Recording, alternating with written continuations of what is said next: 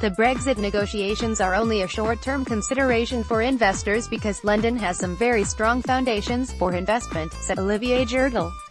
Mr. Gergele from AT. Kearney said, "I think we typically take a longer-term view and does not necessarily react to market volatility, for example the Italian crisis that we are currently living. Now when it comes to Brexit, it our view that it has had an impact to a certain extent, but when you look at the ranking of London and the other factors, that London is still very solid."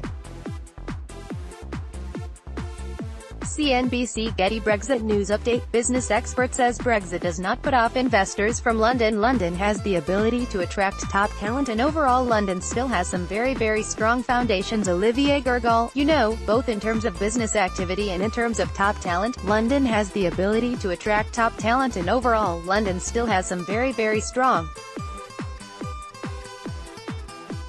foundations. This is similar to other cities like Paris, for example, that is still very high in the ranking. So yes, Brexit has a short-term impact, but in the longer term London has some very strong foundations for the European cities, especially London. Philip Hammond wants to keep the UK close to EU financial regulations to give the city the best possible access to the European market after Brexit.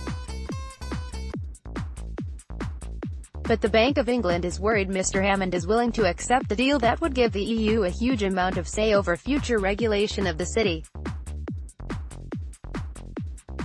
A spokesman for the Treasury has said that it and the bank were united in our aim to ensure the stability and prosperity of our economy, and we are working together to ensure that the UK continues to remain the preeminent financial services centre of the world. Government sources said more than 300 separate projects are currently underway to plan for a no-deal Brexit.